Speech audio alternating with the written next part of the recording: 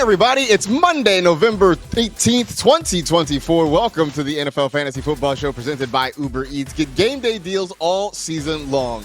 It's me, your man, MG Marcus Grant, joined by Michael F. Florio and Laquan Jones, and we want Colin Farrell to win all of the awards. We are, right? We finished The Penguin, basically is what I'm telling you all, and we are all big fans, and we love it. And Colin Farrell was great, fellas. He was amazing in that show. Amazing. Stole the Top show. tier actor. I guess the show was already his, so he didn't have to steal it. But right.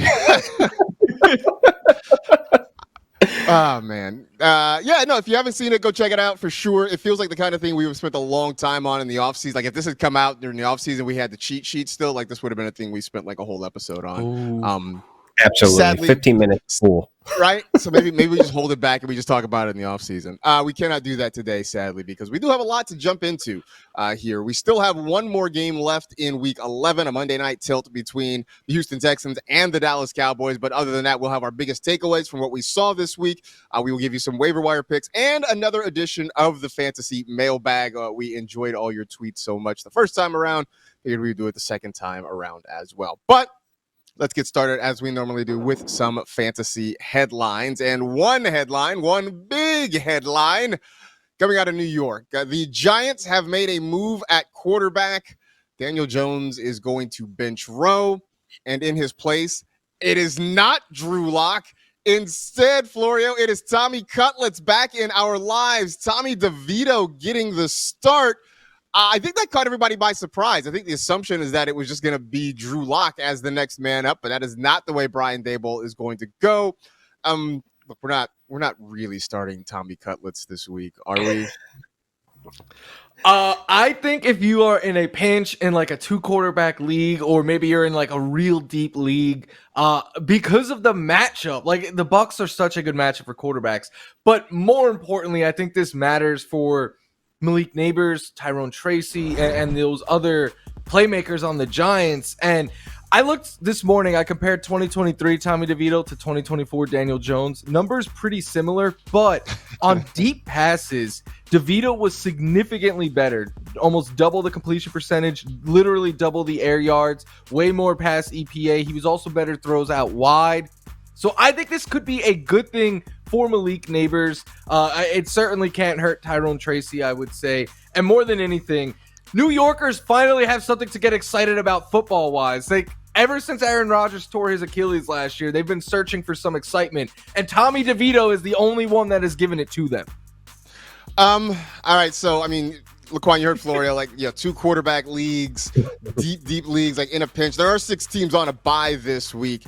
Are you spending fab on Tommy DeVito?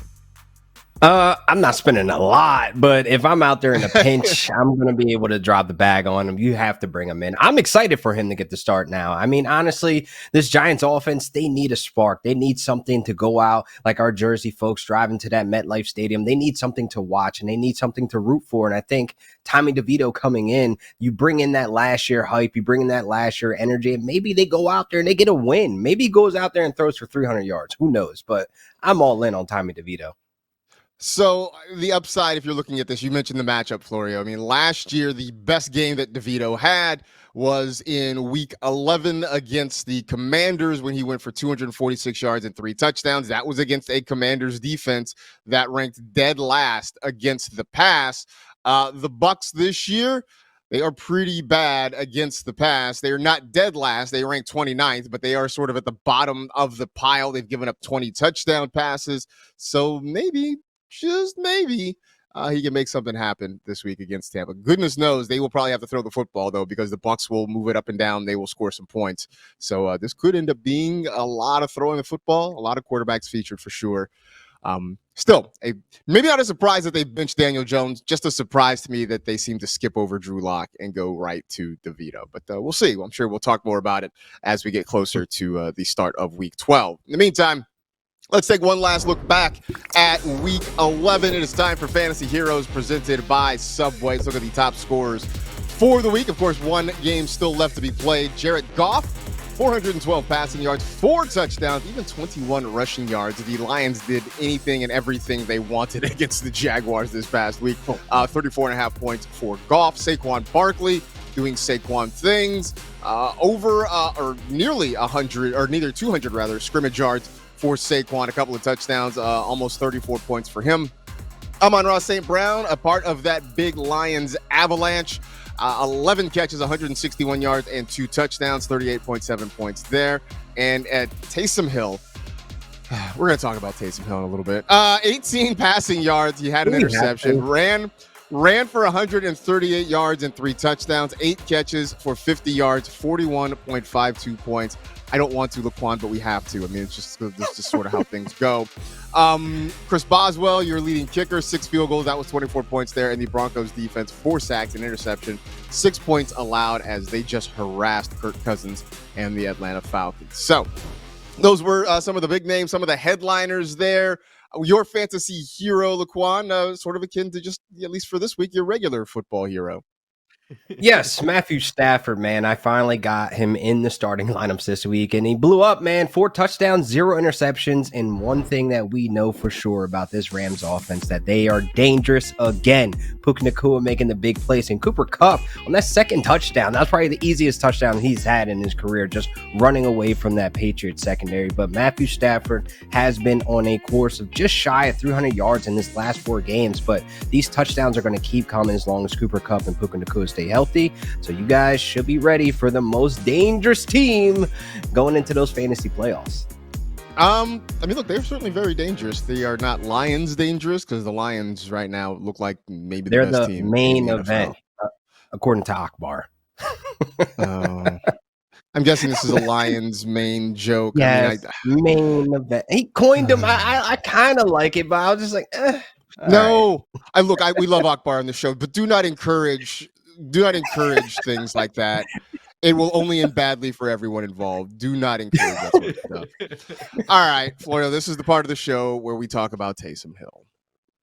Yeah, I don't really want to, but I feel like we have to. Like, I mean, there's zero way we could have came on today and not talked Taysom Hill after he had the most Taysom Hill stat line ever. 3 rushing touchdowns, a career high 138 rushing yards, also threw a pick, career high in targets, catches, first game ever with 100 rushing yards, 50 or more receiving yards. But I think big picture here, like, obviously this was his career game. You're not going to get this every week out of him or anything like that. But I do think it points that you can use Taysom Hill in fantasy moving forward. They're on bye next week, but after that, like, I'm not starting him over the big name tight ends like Kittle, Bowers, McBride, the elite guys. But like, if you have a more fringe option, I would argue that Taysom Hill, the floor might be low, but the ceiling is certainly higher, because not only are they clearly using him in the passing game as an extension of the run game, but they're using him near the goal line.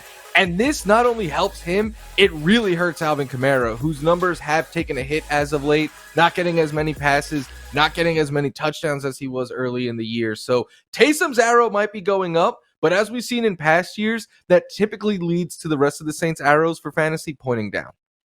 Yeah, I mean, he just sort of takes away from so many different areas, right? He'll throw the football, which, I mean, not that anybody's really starting Derek Carr, but that is fewer opportunities for Derek Carr. You mentioned the rushing, especially near the goal line. That is taking food off of Alvin Kamara's plate. He'll catch the football occasionally. So if you were by chance trying to start Juwan Johnson, in first place, thoughts and prayers, but if you were, then that's fewer targets for Juwan Johnson in those situations.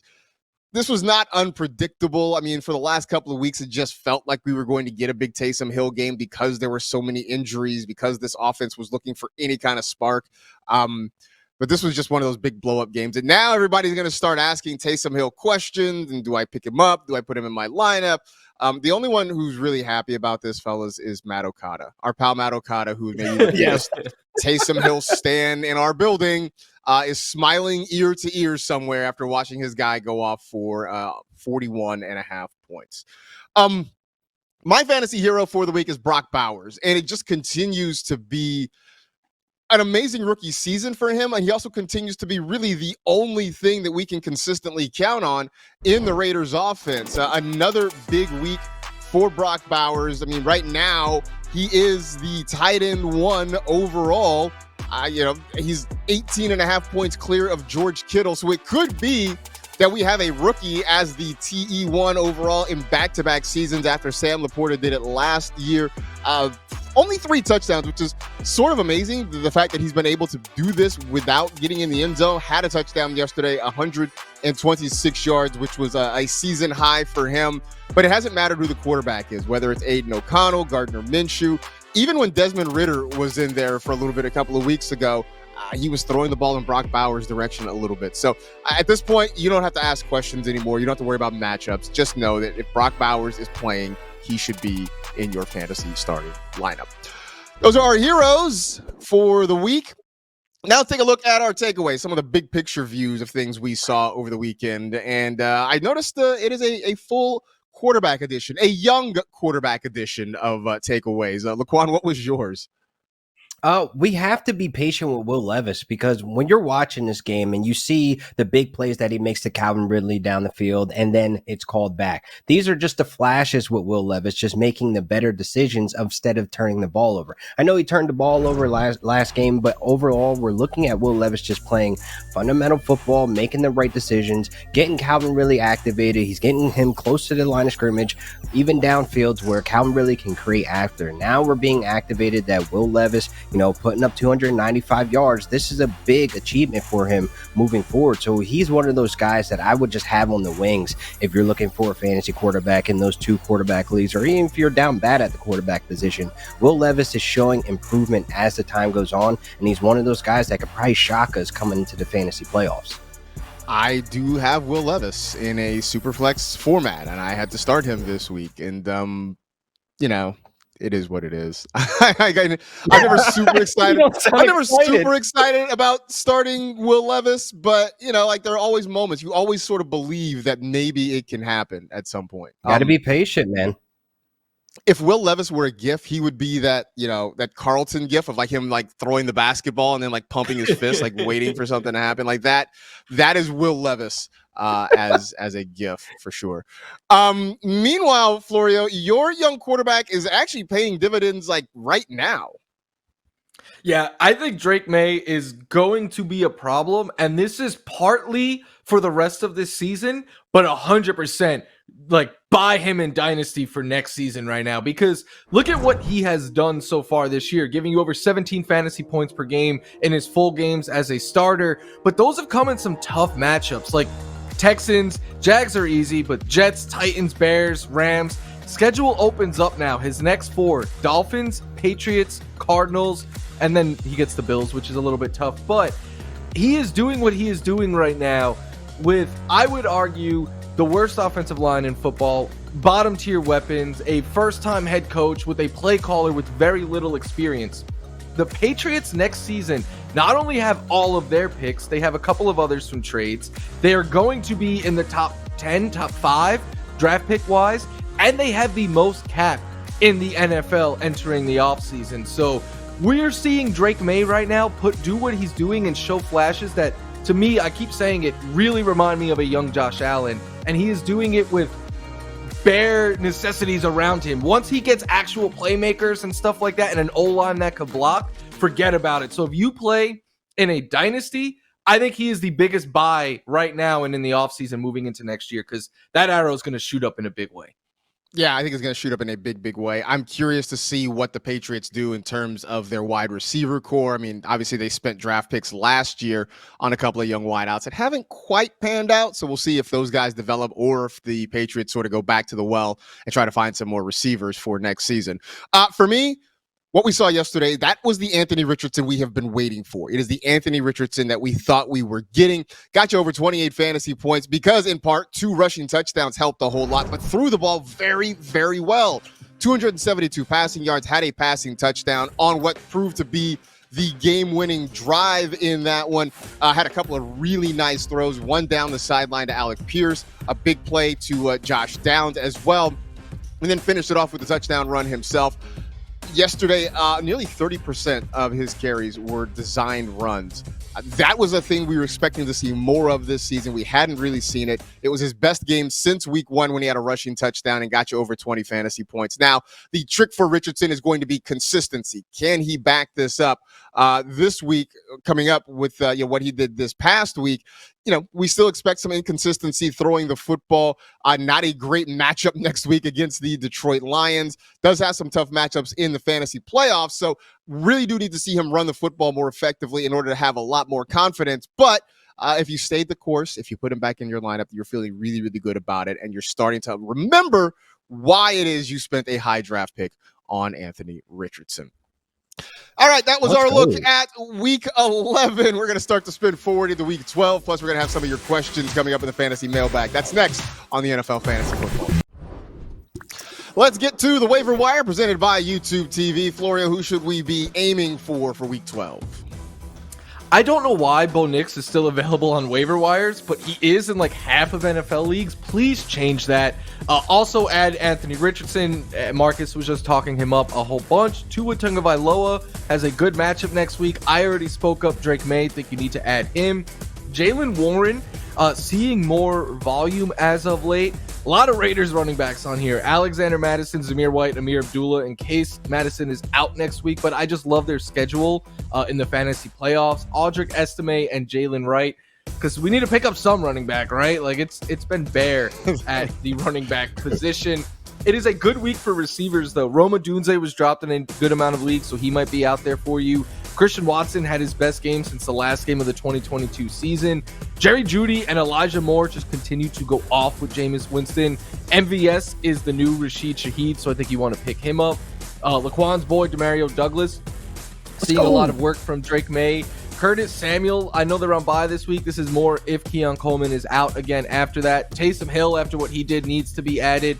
And then Hunter Henry and Laquan's boy, Jonnu Smith, are going under the radar, but they are productive fantasy tight ends and should be added right now. Yeah, Hunter Henry, I sort of get going under the radar because, we just haven't really talked a lot about the Patriots beyond Drake May. Jonnu Smith, though, is doing things, and I'm not sure how people are not paying attention to him. But speaking of Jonnu Smith, Tua Tagovailoa on that list. Laquan, it hasn't necessarily been great. He's kind of a fringe QB1, but I feel like he's definitely a lock for 2 QB leagues. Yeah, he's definitely a lock for two QB leagues, but 1 QB leagues, it's where we kind of know that he has a ceiling there where it's like that QB2 range and the low end QB1 range. But listen, long as Tyreek Hill is still going out there, he's healthy and suiting up. Jalen Waddle, he pops up every now and then, but it's really Jonnu Smith that, I will get into in a minute, but I really feel as though he's going to make me dye my hair blind with this tight end 5, deal that we made earlier in the season. Because, man, he's absolutely opening everything up in the middle of the field for Tua. And we know Tua, man, if he's going to dump it off, it's either to the running backs or it's going to be a tight end that can create after the catch. And Jonnu Smith fits that bill for Mike McDaniel for sure. Jonnu Smith was absolutely cooking the Raiders on Sunday and has been quietly maybe the most consistent pass catcher in that Dolphins offense, at least for fantasy purposes, for sure. So there you go. Can I not dye my hair? Oh, no. You're looking like Slim Shady at the end of this year if he's top 5. I was at least going to give you Wesley Snipes in Demolition Man, something like that. No, whatever. Not doing that. All right. So anyway, let's get over to the fantasy mailbag. You did this to yourself. You did do this to yourself. We asked for some of your questions on Twitter. Let's get into a few of them. This one, first one, is from Guy, who asked, can I rely on Davante Adams in that Jets offense? Florio, is it Jover for Davante this year? No, I don't think so. I think it's Jover for him as like a top 10 elite fantasy wide receiver. But in his last 4 games, the floor, his lowest performance is 9 fantasy points. I know it's happened twice, but he has a couple of bigger games there. He has 2 games with 11 or more targets in that 4-game span. So I think the floor is safe enough where you could trust. There's still some upside there, and he is still going to get a bunch of volume. That he's not what he used to be, but that doesn't mean you can't trust him in fantasy. Laquan, is Aaron Rodgers washed? Yes. Yes. Just throw the Tide Pod in there. It's over, man. Like I honestly think we honestly looked at his age and we looked at his injury. We looked at the team he's going to be playing for. It's like, this is going to be bad. This is going to be a car crash, and that's exactly what it is. I mean, I think we all thought, yeah, that could happen, but we were also like, but man, he's been so good for so long. Maybe he can just muster up a little bit. No. His No, last it's year just in not. Green Bay was terrible. It was Yeah. old then. I know, but sometimes we get hopeful and we forget about the past. I didn't think it was great. Yeah. Like I figured he wasn't going to be a QB1, but I didn't think it'd be this bad for sure. Also the Jets. Yeah. Jay Diggs wants to know, and since Florio already talked him up, I'm going to ask you, Laquan. Can Taysom God. really be trusted weekly? I picked him up with McBride on a bye, but now I'm wondering if he's a weekly starter. Is he a weekly starter? He's given the Saints offense some spark, some life. They need playmakers. And guess what? Coming out of the bye, he faces the Rams. And we cannot stop tight ends or whatever he's classified as. And I could see him having another big game coming off the bye week because the Rams cannot absolutely stop tight ends from scoring or making big plays or finding production. So as a weekly starter, I mean, look, we're getting into those fantasy playoffs. If Taysom Hill is on your roster and your starting lineups, I guess you have to start him, man. I'm not going to say weekly starter, but maybe next week is a good or 2 weeks from now, right? Because they're on a bye coming up in week 12, so 2 weeks potentially is one. He does have the Raiders in the fantasy playoffs in championship week too, so that's something to kind of keep in mind going along as well. Can't believe we did this. Hugo wants to know, Florio, is Russell Wilson safe for the rest of the season? He plays the Ravens again in the playoffs finals. So yeah, week 17, he's got the Ravens. I mean, how are we feeling about Russ the rest of the way? Russ is what Russ is, I would say. Like, he's not a set and forget it type quarterback. He's not like you have like Jalen Hurts or Lamar Jackson or something like that, where you don't even consider getting him out. I think you play him in the right matchup, depending on what your options were. Like, yes, he went out and laid a dud yesterday, but that doesn't take away that he had been playing good football up until that point. And his schedule moving forward, Browns, Bengals, Browns, Eagles, Ravens. Like, and then he gets the Chiefs. Like, after that, I'm not playing him against the Chiefs, but I think you could make a case for him in those next 5 games. It all depends on your options, but like the Browns have struggled against the pass. The Bengals have really been bad. So yeah, you're going to be able to start Russ again this season. Yeah, I mean, look, we talked about Russ in terms of what he meant for the other guys in that offense. And he's been good. I'm not going to say he's been a great fantasy quarterback, but he gave you 24 in week 7 against the Jets. He gave you 18 last week against the Commanders. It was not great this past week against a Ravens team that we all thought it was going to be great against, which actually does lead us to one final tweet from the mailbag. This is from J1, who says, my biggest question today is, why did I listen to all of you when you said that Russell Wilson was a must start this week? Well, the reason you listened to us, J1, is because we are exceedingly handsome and endlessly charming, and it just made sense. But moreover, it made sense because the Ravens had been bad against quarterbacks all year long. Yeah. I mean, everybody was kind of dunking on them in the passing game. Credit to the defense. They bowed up when they needed to in a big situation. They did not win the game, but they did hold down Russell Wilson. So, Lamar's been great all year until like yesterday was a bizarro game. It didn't make sense, but that's what happens when these two teams play. Yeah, I was going to say it was a bizarro game based on the normal stats, but it was just a regular game when you just talk about what the Ravens and Steelers normally do. Yes. So maybe we should have taken that into account, but just by the numbers, it made sense. The logic was certainly there. All right, we'll do some more mailbag stuff a little bit later on in the week, but we appreciate you reaching out and connecting with us. Time now, though, for Moments We Love, presented by Barefoot Wines. Speaking of the Steelers and the Ravens, Joey Porter Jr. made a huge play, stopping Lamar Jackson on what would have been a game-tying 2-point conversion attempt, and his dad, Joey Porter Sr., Steelers legend, was going crazy up in one of the suites there. You love that, right? I mean, it's dad love, it's kid love, it's Steeler love. I mean, this literally was everything we sort of love about football, guys. Absolutely, man. I would love to make a play like that in front of my parents. I mean, honestly, I could shed a tear now thinking if like Mason went out there and made like a game-sealing win play. Like, oh man, that is just awesome to experience that. Especially against somebody like Lamar Jackson. Yeah, no, that was fantastic, right, Florio? Cool moment for you guys who are dads. I'm sure you can only imagine. For me, I was like, at least Lamar had the wherewithal to get rid of that ball. Like, Kirk Cousins throws it out of bounds. Most quarterbacks get sacked with it. Like, And even more than that, all of his O linemen just like were like, someone else catch it. Like, no, they all did the right thing. That's what stood out to me. Oh man, hey man, you still have to be disciplined even when somebody's kid is making a tackle there on your quarterback for sure. So there you go. That was Moments We Love presented by Barefoot Wines. In the meantime, for us, that is it. We are done. We appreciate you hanging out with the NFL Fantasy Football Show. You know the drill. Tell two friends to tell two friends. Rate, review, and remember, hard work never killed anybody. Why take the chance? Be safe, take care of yourselves, and we will talk to you tomorrow.